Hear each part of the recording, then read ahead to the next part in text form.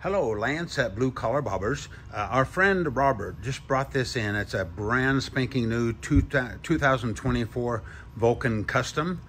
We don't normally do the installs on these bikes, but I just couldn't pass it up because we've never had a custom model. And this gives me an opportunity to use our new camera and get a lot better quality video. So his name is Captain Jack.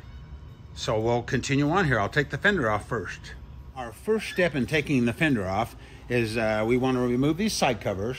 There's one on both sides, the screws right there and there. So take those off. And then we want to remove the side covers on both sides. Now to do that, there's two screws. There's one here that holds the battery tray toolkit, and then there's one down in there, and that's it. Come a long skinny one. You'll have to unscrew that quite a ways and reach your fingers down there to get it. And then take that out. And then the side covers are held in place by three rubber grommets. Now there's one here, and one here.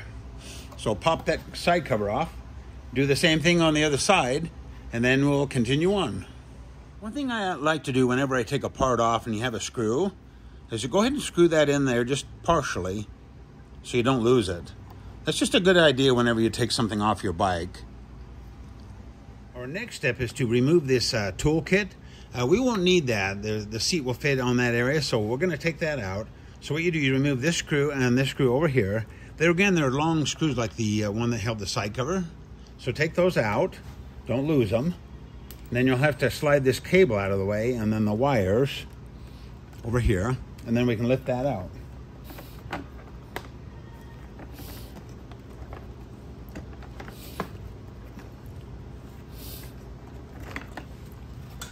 Exposes the battery. There are two screws to hold the key in place. There's one here and one here. So take those out, and then you can push that key out behind it. And then I'll show you how we're gonna do the next step.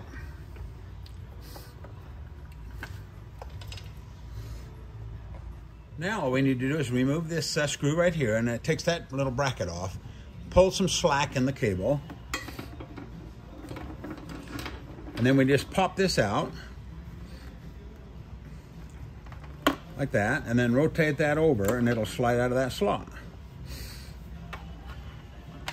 Now we're just about ready to take this fender off. We'll take the disconnect the wires, and we're about ready. Okay, let's go ahead and put this locking device back on the bike here. You just disconnect the cable from it, and then use the two screws and put that back on there because it just looks better. With a side cover on, it would look a lot nicer to have that coming through the side cover even though it's not functional.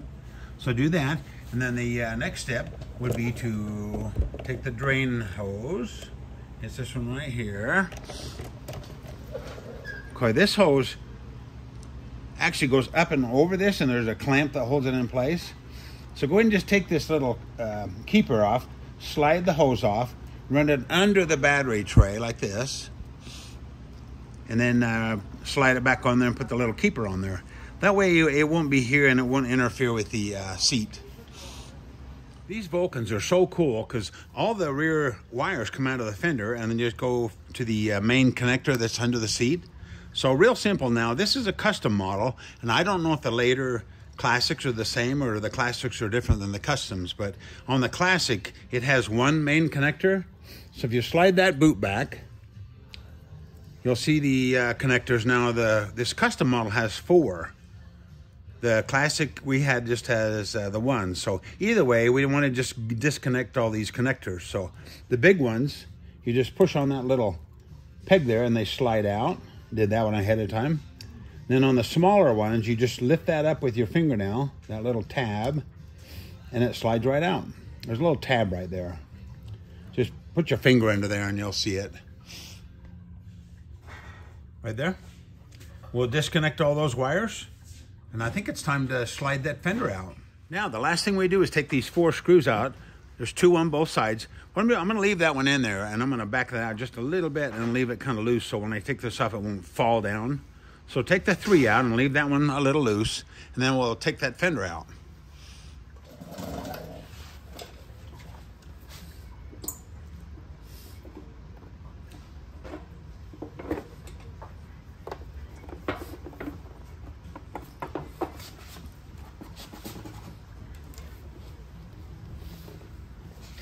And there you have it. I was a little careful because this bike is brand new and maybe he wants to sell this fender to someone. So the rear fender is off. Oh, one last thing. The wires that come from the fender and go to these connectors, we'll need that wire. So whatever you do, don't sell your fender or throw it out or something, because we'll need those wires later in the when we do the lights. So anyway, just a quick note on that.